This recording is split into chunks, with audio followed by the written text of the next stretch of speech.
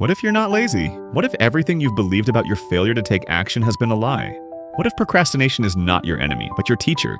In a world obsessed with hustle, we are quick to label ourselves as unmotivated, weak, or undisciplined when we can't get things done. But what if beneath your avoidance lies something deeper? Unhealed wounds, misaligned goals, or a nervous system in distress? This is not a motivational speech to shame you into working harder. This is a spiritual awakening, a dismantling of the toxic myth of laziness, and a call to remember what your soul truly needs to act with clarity and purpose. Let us explore what ancient philosophers, modern scientists, and mystics across cultures have long known: that resistance is not failure, it is insight. If you've been stuck, distracted, or exhausted by your own dreams, this is for you. Let's begin. The lie of laziness.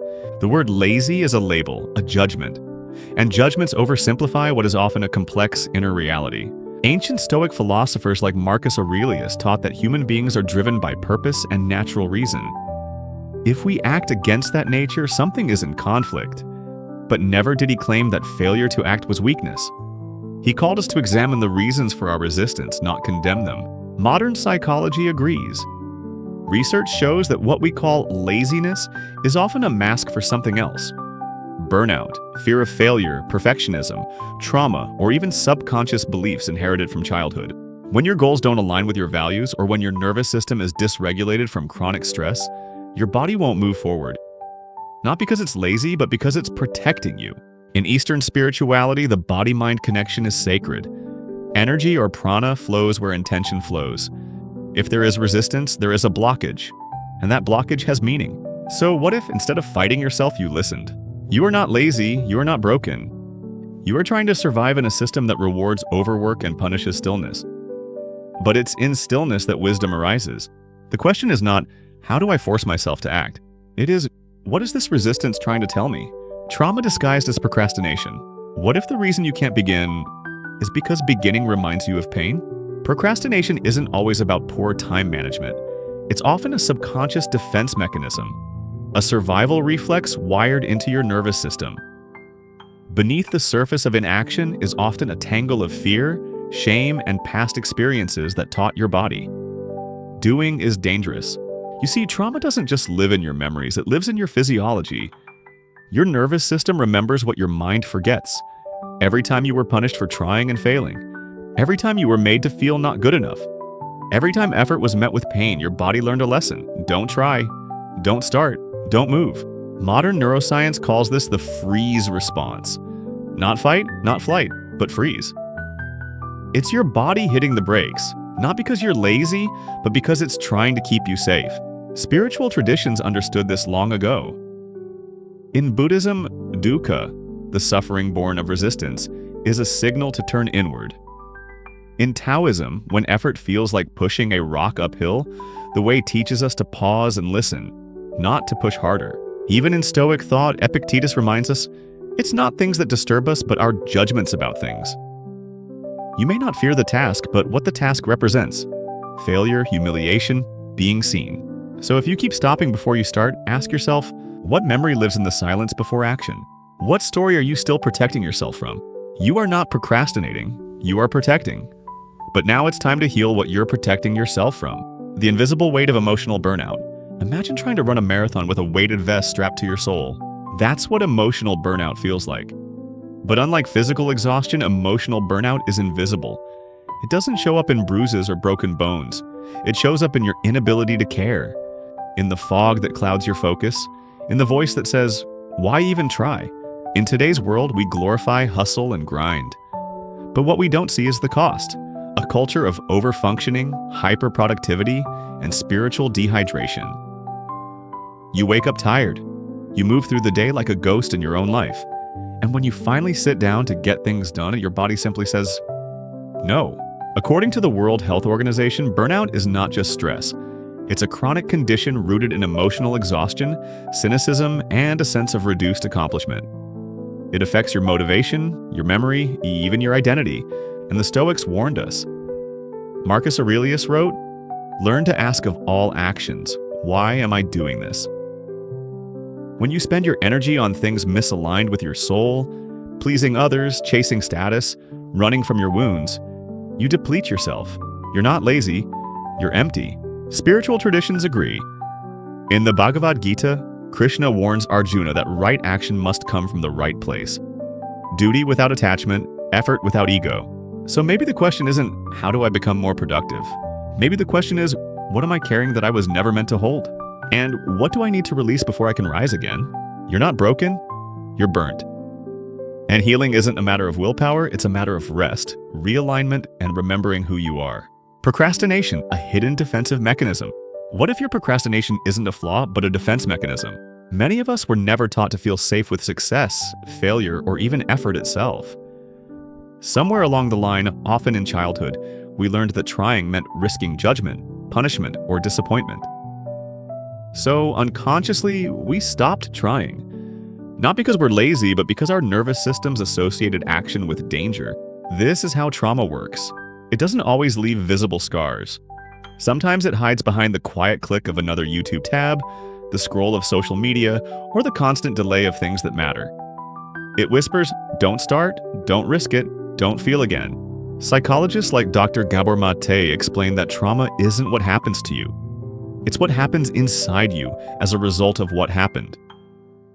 Your inability to act may actually be your body's brilliant, protective adaptation to something it couldn't process. And ancient wisdom confirms this. In the Tao Te Ching, Lao Tzu reminds us, nature does not hurry, yet everything is accomplished. Healing and action do not come from force. They come from flow, from safety, trust, and inner balance. Stoic philosopher Epictetus also taught that we must know what is within our control and what is not. You cannot shame yourself into healing. You cannot bully yourself into greatness. You must learn to understand the roots before pruning the branches. So the next time you find yourself procrastinating, don't just ask, what's wrong with me? Ask, what am I protecting myself from? Because once you bring compassion to the wound, you remove the need for the armor. The invisible weight of identity. What if it's not what you're doing that's exhausting you, but who you believe you have to be? So many of us carry silent, heavy identities. I'm a failure. I'm disorganized. I never finish anything. These aren't truths. They're stories we've been told or slowly absorbed through repetition and rejection. Over time, they become self-fulfilling. You don't act lazy, you act according to the script you've been handed. Neuroscience shows us that our brains crave consistency. When we believe something about ourselves, even something painful, we subconsciously act in ways that confirm it. This is called confirmation bias, and it's not just psychological, it's neurological. The brain literally filters reality to match identity. In ancient spiritual traditions, especially in Advaita Vedanta, this illusion of self, this false identity, is known as the ego. The sages taught that liberation comes from realizing you are not your thoughts, not your failures, not your past. Even the Stoics spoke of this. Marcus Aurelius wrote, "You have power over your mind, not outside events. Realize this and you will find strength." Strength isn't pretending to be someone else, it's letting go of who you're not. To change your behavior, don't start with habits. Start with identity. Not the labels others gave you, but the truth beneath it all, that you are capable, evolving, and not fixed in stone. You are not lazy. You are shedding an identity that never belonged to you in the first place. And what lies beneath is free. The fear beneath the procrastination. Procrastination is not a time issue, it's a fear issue. And not the kind of fear you can easily name. It's quieter than that, subtler, more insidious. Sometimes it's the fear of failure. What if I try and I'm not enough? But just as often, it's the fear of success. What if I finally become who I'm meant to be and people expect more of me? What if I can't sustain it? Psychologists call this approach avoidance conflict. It's the mental tug of war between your desire to achieve and your fear of what achievement might cost you. On paper, you want to grow, but in the background, your nervous system is scanning for danger, and success, ironically, can feel like a threat. Spiritual traditions have long taught that growth triggers discomfort. In Buddhist teachings, dukkha, the unease of life, is not a sign something is wrong, but that you're awakening. Discomfort is the friction of transformation. Procrastination is how your body tries to protect you from stepping into the unknown. It's not laziness. It's a survival instinct wrapped in avoidance. The Stoics understood this too. Epictetus said, "If you want to improve, be content to be thought foolish and stupid." Translation? Growth will confuse others. It will scare you, but you do it anyway. You don't need to conquer fear before acting. You act with the fear and still move forward. Because the life you want won't come after fear disappears. It comes when you stop letting fear decide what you do. Reclaiming your power one small step at a time. What if I told you that the cure for procrastination isn't discipline, it's dignity? Not the surface-level dignity of appearances, but the deep, soul-anchored kind. The kind that says, I deserve to show up for myself. I deserve a life that reflects who I truly am. Too many of us confuse action with punishment. We try to whip ourselves into productivity with shame, guilt, and pressure. But the mind doesn't bloom under war. It blossoms in safety, in care, in belief. Modern neuroscience confirms this. Studies in behavior change reveal that positive reinforcement and compassionate accountability, not self-criticism, are what sustain long-term motivation. Willpower runs out, but meaning doesn't. And this is what spiritual traditions from ancient Stoicism to modern mindfulness have been whispering all along. You are not broken. You are not lazy. You are simply not aligned with your values, your story, your truth. Marcus Aurelius said, waste no more time arguing what a good man should be one.